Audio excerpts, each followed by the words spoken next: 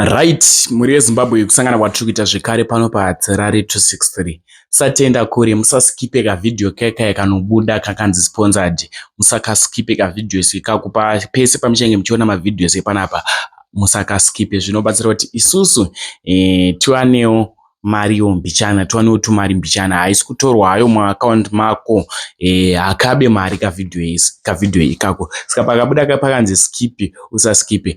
Muri yeZimbabwe update yandinayo update iyo yekutanga update iyo yasewiki neuchivhayo apo pavaremera vanhu mumastreets mushure mekunge vaenda kumusha nemahelicopter amwe ane magadhi avo, imwe yachona ndo yavanga vari.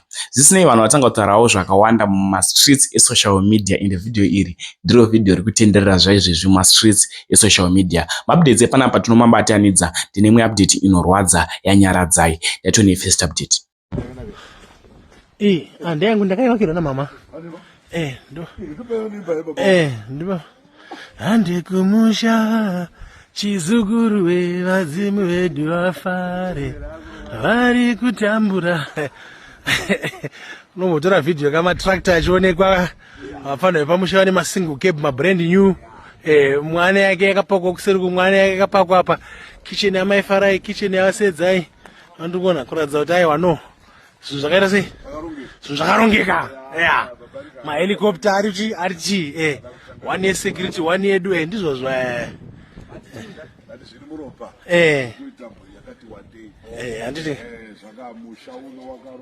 Handiti. Amen.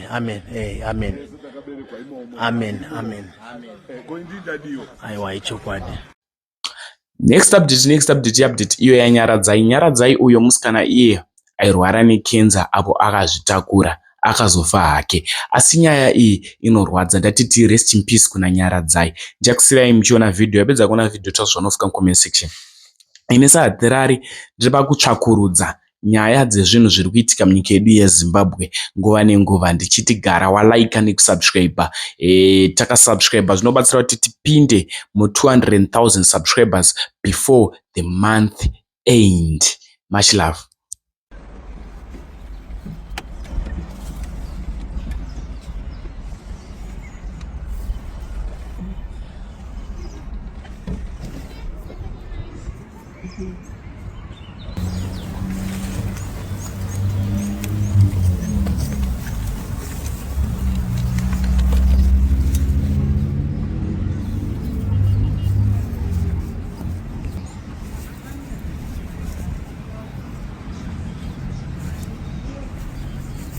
Makadi sisi?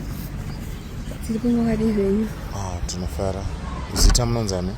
Nyaradzai toparasei. Munogara kupi? Tinogara kuEastville. Chii chiri kunetsa? Kugadzira henyu chii chiri kunetsa sisi? Ndakabatwa cancer muna 2024. Saka pesa vana chimboita chemotherapy. Saka vati zvinezvi zvasika pastage yekuti yatibatsiridzwe neimmunotherapy. Asi immunotherapy yachona type therapy inodhura. Inodhura? Yes. Inoita mari pechi? Inoita 5,500 per cycle. 5,500 per cycle. Cycle iri inenge iri 3 weeks. Saka mari yachona inodiwa yese total kuti upedze first cycles i$44,000 US dollars. Okay. Yekuti handitori nongwe kuinonga. Okay. Saka kungozamawo kuti kana paine vanogona kubatsira vawane kundibatsirawo. Okay. Kuti ndikwanise kutenga mishonga dzacho. Apa murikugara kupi? Ndikugara kuEastville ikoko. Okay. Kumba kwani? Kumba kwevabereki. Varipi? Variko kumba, vanga vari kubasa. Okay. So far mareza mari pamari iri kudiwa? Handisati ndatombokana nesendi chaiyo. Nekuti ndachimboita chemotherapy. Saka ndakatobva kutobhadhara cycle yechemotherapy. So iyi cycle yamavinga usitsvagira mari inoitwa kangani? Macycle mangani ema46 amuri kuda kubatsirwa nawo? Zvazvinoita manje unotanga waitwa voona. Okay, I see. Uchizoona kuti wopamidzira here kana kuti. I see. Imboona ka bhuku rekuchipatara. Mati munonzani? Nyaradzai tofara sei.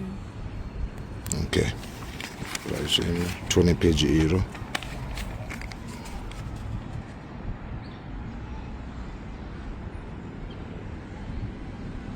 Hanzi muna baby boy mudumbu.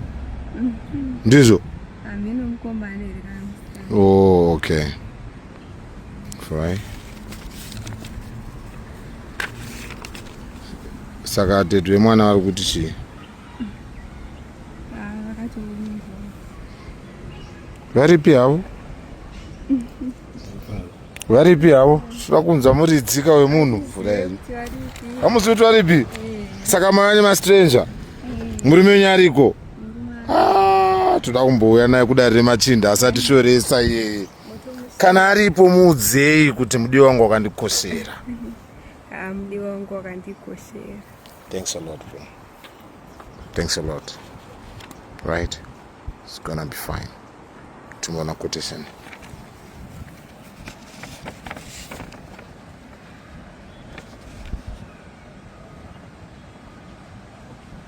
Hama dzangu ndo zviri kudiwa izvi. I know kana kuna nemasupplies acho unogona kungosupply. Because from the look of things, mari iyoyo sezvavataura hapana. But kana pana ane link ane connection remamedical supplies iyayo, save the marriage, save the baby. Vachada kukubatira chokubata panamba dzipi? 0773 676 296. Sokorudza namba.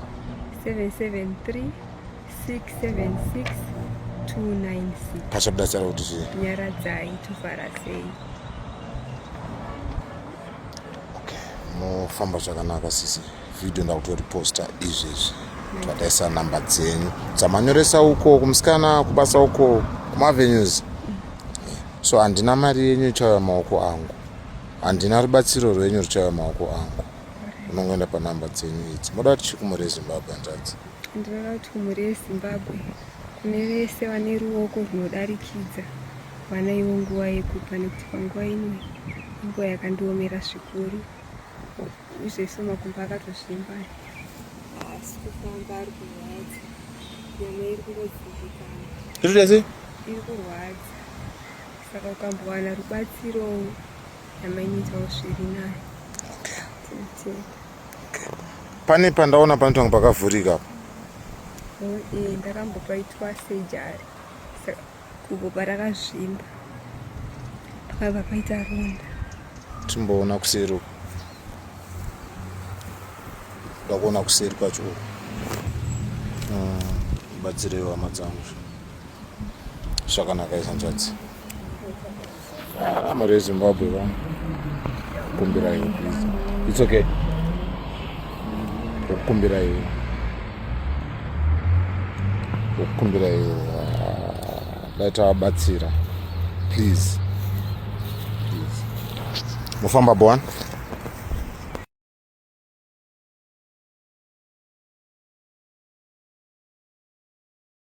Hello makadi. Chiro makadi. Zita rangu ndinonzi Stand Master. Basa rangu kufonera vanhu vandisingazive nezvichemo zvavo, ndova interviewer, ndova recorder. Ndine mwanasikana angari pauche aine cancer, aine pamuviri. Mungavawo neukama naye? Ya, iye pane mwanasikana kakuru kuti kana mazita akashera kuhameno wangu anga ane cancer iranzi Nyaradzai tofara sei. Ndiyeye mutsvuku-tsvuku. Sorry? Ndiyeye.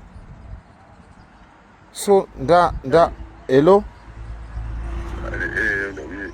Wangu ane Nyaradzai tofara sei. Ndiyeye wandakarekodha. Alright. Akauya aine murume mutsvuku aiti murume wake. So ndikuitawo follow up, ndanzwa nevanhu vachingoti rest in peace, rest in peace. Ndandakatasirawo kuti kana zvirizvo ndaizoudzwawo, asi nangozoti pamwe vanhu vanenge vachiri pakuchema. Regai ndichiitawo follow up sezvandaita izvi. Right, maita zvakanaka. nokuti inini hongu handinako kuti mwana uyu dandati anga aroorwa handikuziva hapana. Oh. Manzwa here?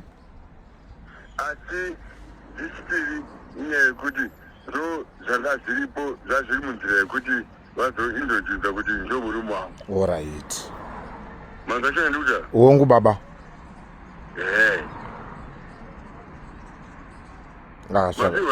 Ndaziva baba. Hongu pamarwadzi anga aripo ese achinetseka ndikabudibere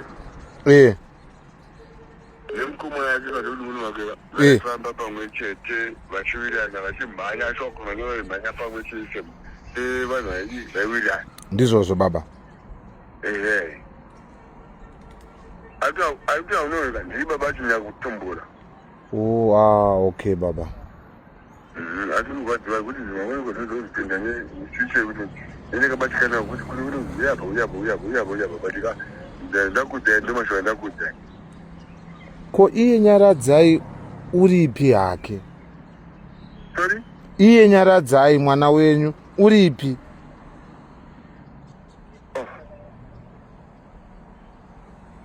Ndikuziva mashoko. Mwana usikana wenyu uripi? Vamwe vari kunditi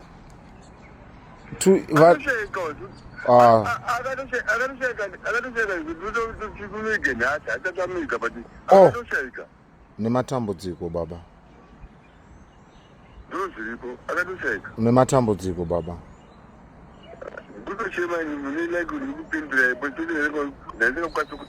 Sorry yenyu baba. Postmortem hanzi chii? Cancer. Sorry yenyu baba. Zvakanaka baba. Dorombo. Zvakanaka, sorry ruchangamiro. Zvakati umaipo ndakadoremerwa kuti soka mati aibata kuti tataura nemungu yakanaka panguva iyo kuti pamwe nandiri pari nani taura chaise. Sorry baba. Ndina kutambura wacho akatambura nemwana education yake kura kwake kwese everything zvese ndina kutambura wacho. Patakamurekodha tanga takaisa nhamba dzaakadedzera, I think nhamba dzake.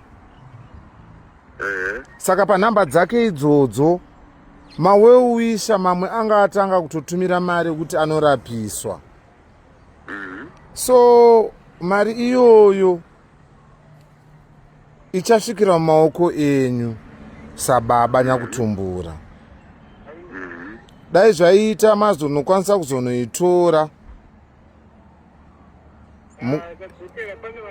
kuti mubatsirikewo baba mukuchema. Ndazvinzwa bhozi baba ndotsvaga bhozi achiti kwezvikuru nepanogara kuti vanhu mandiro akaita vari kutichema semhuri vakawandisa. So handizivi kuti inokutoreka sei iri muzita rake nemufoni make panoda chitupa chake asi hasipo. Mukaendawo kune vemutema vangona kukubatsirai, kana ivo vekuekoneti vacho vangona kukubatsirai kuti mwana ndiye akarekodwa nastand master, asi mwana musi warekodwa akapostwa akabva ashaya musi uyoyo, asi vanhu vaida kutomubatsira futi musi uyoyo. Saka mari dzake dziri kupinda mueco cash. Vanhu ivavo vekuekoneti vachaziva zvokuita kuti mari idzodzo mudzipuwe baba kana dziripo. Ndazvinzwa ndoziva kuti inyaya yekuti settle down asi nematauro anokuita ndikumhanyisa nekuti tione kuti ndoona kuti mari kuti takure vanhu zvine graveyard site vese varipo vakaungana pamusha. Alright baba. Dai zvaita foni yake yaigona kumbobatidzwa motarisa kuti mune mari. Pamwe mari yamuri kutsvaka kuti mutakure vanhu kuti vaende kugrave site or graveyard inogona kunge itorimo meco cash memwanasikana adai kuzorora.